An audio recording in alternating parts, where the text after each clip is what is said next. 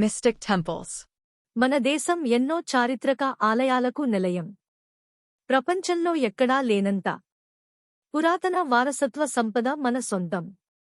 చాలా ఆలయాల చరిత్ర, విశిష్టతల గురించి మనందరికీ ఎంతో కొంత తెలుసు. అయితే ఇప్పటికీ కొన్ని టెంపుల్స్లో అంతుబట్టని రహస్యాలు చాలా ఉన్నాయి. అవేంటో ఎందుకో తెలుసుకుందాం. మనందరం కంచి నుంచి కాశ్మీర్ వరకు ఎన్నో ఆలయాలకు వెళ్తుంటాం. దైవ దర్శనం తర్వాత కాసేపు అక్కడే ఉండి ప్రసాదం స్వీకరించి తిరిగి వెళ్ళిపోతాం. అయితే ఆ టెంపుల్స్ వెనక చాలా రహస్యాలుంటాయి.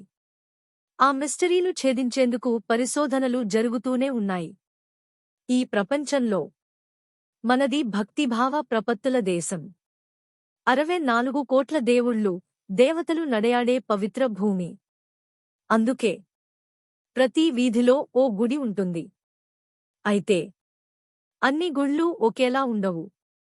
కొన్ని వైవిధ్యంగా, ఆశ్చర్యం కలిగిస్తాయి. కొన్నింటి చరిత్ర నమ్మశక్యం కాదు కూడా. అసలు ఇలాంటి ఆలయాలు కూడా మన దేశంలో ఉన్నాయా అనిపిస్తుంది వాటి విశేషాలు తెలుసుకుంటే. ఇంకొన్ని గుళ్ళైతే వాటిలో జరిగే ఆచారాలు, సంప్రదాయాల్ని చూసి ముక్కున వేలేసుకుంటాం.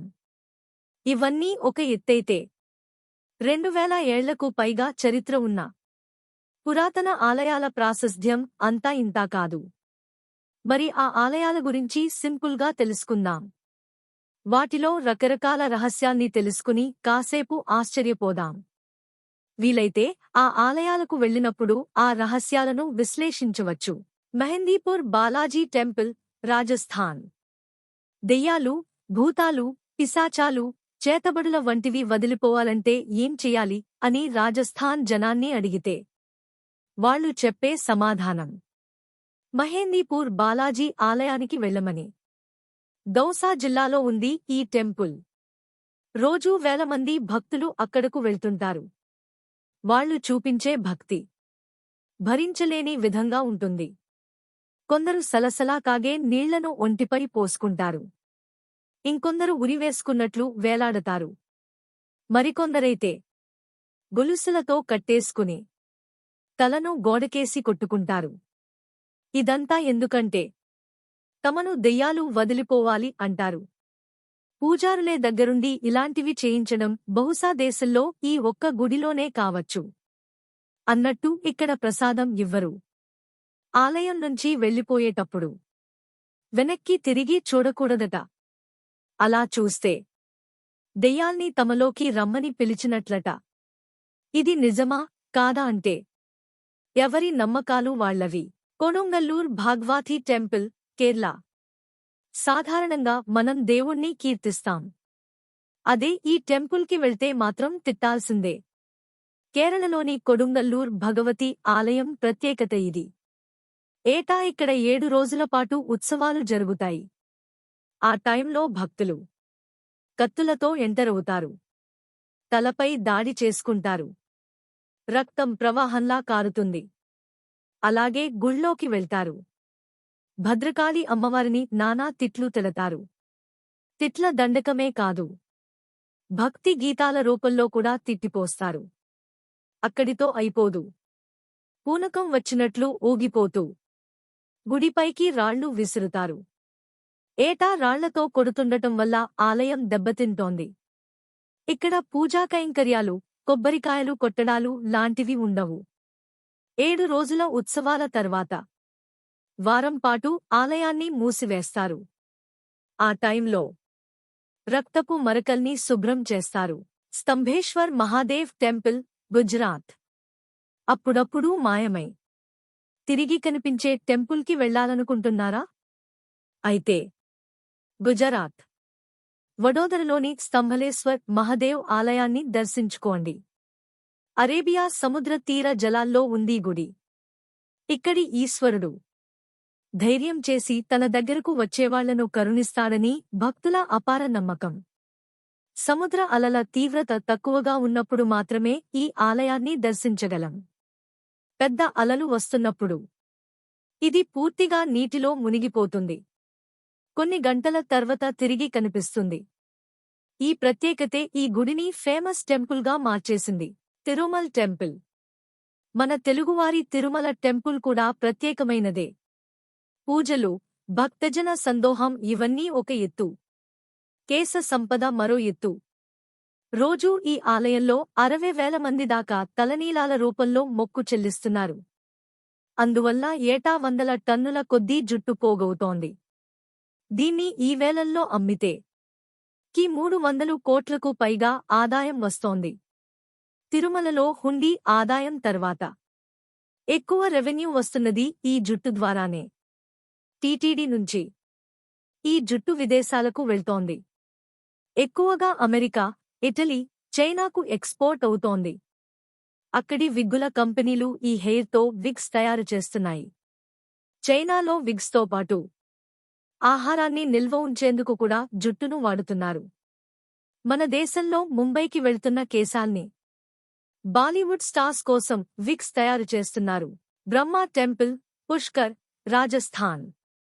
హిందూ పురాణాల ప్రకారం త్రిమూర్తుల్లో ఒకడైన బ్రహ్మకు ప్రపంచవ్యాప్తంగా ఉన్నది ఒకే ఒక్క ఆలయం. అదే రాజస్థాన్ పుష్కర్లోని బ్రహ్మ ఆలయం. క్రీస్తు శకం 14వ శతాబ్దంలో దీన్ని నిర్మించారు. ఔరంగజేబు మన దేశాన్ని పాలించిన సమయంలో చాలా హిందూ ఆలయాలు ధ్వంసమైనట్లు చరిత్ర చెబుతోంది. ముఖ్యంగా పుష్కర్లో ఆలయాలు పూర్తిగా దెబ్బతిన్నాయి. అయితే బ్రహ్మ ఆలయం మాత్రం చెక్కు చెదరలేదు. ఔరంగజేబు అనుచరులెవరూ దాన్ని టచ్ చేయకపోవడం విశేషం. పాలరాయితో చెక్కిన ఆ ఆలయం లోపలి గోడలకు భక్తులు సమర్పించిన విరాళాలతో సేకరించిన వెండి నాణేలు అమర్చారు. ఈ టెంపుల్, దీని చుట్టూ ఉన్న వాతావరణం ఆహ్లాదంగా ఉంటుందన్నది భక్తుల మాట. Rat temple, Rajasthan. రాజస్థాన్ బికనోర్కి 30 కిలోమీటర్ల దూరంలో ఉంది ఓ చిత్రమైన గుడి. అదే దేశ్నాక్లోని కార్నీ మాత టెంపుల్. ఇక్కడి ప్రత్యేకత ఏంటంటే ఎలుకల్ని పూజిస్తారు. దుర్గాదేవికి ప్రతిరూపమైన కార్నీ మాతను ఎలుకల్లో చూసుకుంటారు ఇక్కడి భక్తజనం. అందుకే ఈ ఆలయంలో ఎలుకలు స్వేచ్ఛగా తిరుగుతాయి. భక్తులు వాటికి పాలు, ఇతర ప్రసాదాలు పెడతారు. బికనోర్ పర్యటనకు వెళ్లే టూరిస్టులు తప్పనిసరిగా ఈ ఆలయాన్ని దర్శిస్తారు. ఎందుకంటే ఎలుకలకు పూజ చేయడమన్నది అరుదైన విషయం. చాలామంది వాటిని వీడియోలు తీసుకుంటారు. పాల చుట్టూ రౌండ్గా మూగి రాట్స్ మిల్క్ తాగుతుంటే ఆ దృశ్యాల్ని మొబైల్ కెమెరాల్లో బంధిస్తారు. కల్ భైరవ్ నాథ్ టెంపుల్, వారాణసి. ఏ గుళ్ళోనైనా స్వీటో, హాటో ప్రసాదంగా పెడతారు. ఈ టెంపుల్లో మాత్రం మద్యాన్ని ప్రసాదంగా ఇస్తారు. మధ్యప్రదేశ్ ఉజ్జయినిలో శివుడి ప్రతిరూపమైన కాల భైరవనాథ్ ఆలయం ఇది. ఇక్కడ నైవేద్యం సహా దేవుడికి సమర్పించే ప్రతీదాన్ని మద్యంతోనే తయారు చేస్తారు. అది విస్కీ కావచ్చు లేదా వైన్ కావచ్చు. కాలభైరవుడి నోట్లో ఆల్కహాల్ పోస్తారు. దాన్నే ప్రసాదంగా భక్తులకు ఇస్తారు. మామూలుగా ఆలయాల చుట్టుపక్కల షాపుల్లో పువ్వులు, స్వీట్ల వంటివి అమ్మడం కామన్. ఇక్కడ మాత్రం ఏ షాపుకి వెళ్లినా మద్యమే అమ్ముతారు. చైనా కాళీ టెంపుల్, కోల్కతా. కోల్కతాలోని తాంగ్రాలో చైనా టౌన్ ఉంది. దానికి ఆ పేరు రావడానికి కారణం అక్కడ ఉండేవాళ్లలో చైనీయులే ఎక్కువ. వాళ్ళు కాళీమాతను పూజిస్తారు. అందుకే ఈ ఆలయానికి చైనీస్ కాళీమాత టెంపుల్ అనే పేరు వచ్చింది. మనమైతే అమ్మవారికి నైవేద్యంగా ఏ పులిహోరో, స్వీటో పెడతాం కదా. చైనీయులు నూడుల్స్, చాప్సీ లాంటివి పెడతారు. అదే ఈ ఆలయం స్పెషాలిటీ. ఆ ఆలయం చుట్టుపక్కల అంతా చైనా ప్రజలే ఉంటారు. కానీ వారు ఆ ఆలయంలో భారతీయ సంప్రదాయాలన్నీ పాటిస్తారు. చెప్పాలంటే వారు అటు చైనీయులలా, ఇటు భారతీయుల్లా వ్యవహరిస్తారు. కడు మల్లేశ్వర టెంపుల్, బెంగళూరు. బెంగళూరులో కాడు మల్లేశ్వరస్వామి టెంపుల్ తనదైన ప్రత్యేకతతో ఆకట్టుకుంటోంది. 1997లో ఈ ఆలయ పునర్నిర్మాణ పనుల్లో భాగంగా తవ్వకాలు జరపగా ఓ నంది బయటపడింది. దాని నోటి నుంచి నీటి ప్రవాహం వస్తుండటం ఆశ్చర్యం కలిగించింది. మరింత తవ్వగా ఓ నీటి కొలను కూడా బయటపడింది. అప్పటినుంచి ఆలయ రూపురేఖల్ని మార్చారు. నంది నోటి నుంచి వచ్చే నీరు శివలింగంపై పడి ప్రవహించేలా ఏర్పాట్లు చేశారు. అయితే నంది విగ్రహంలోకి నీరు ఎక్కడి నుంచి వస్తుందో తెలియలేదు. ఈ నీరే ఇక్కడున్న విషభవతి నదికి జీవజలం అని నమ్ముతారు స్థానికులు.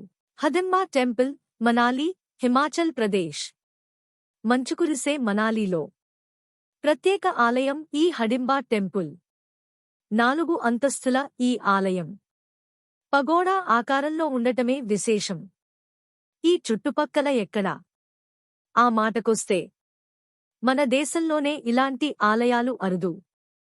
తూర్పు ఆసియా దేశాల్లో కనిపించే పగోడా నిర్మాణ శైలి ఇక్కడ కనిపిస్తుంది. ఈ ఆలయంలో హడింబా దేవి కొలువుదీరి ఉంటుంది. రాక్షసుడైన హడింబా చెల్లెలు ఈమె. కుల్లు రాజులు హడింబా దేవిని ఇష్టదైవంగా పూజించేవాళ్లు. అయితే అమ్మవారి కంటే నిర్మాణశైలి వల్లే ఈ ఆలయం ప్రత్యేక గుర్తింపు తెచ్చుకుంది. బృహదీశ్వర టెంపుల్, తమిళనాడు. అద్భుత కళా నైపుణ్యం. తమిళనాడు తంజావూర్లోని బృహదీశ్వరాలయం సొంతం. ఈ టెంపుల్లో ఎక్కువ భాగం శుద్ధమైన గ్రానైట్తో నిర్మించారు.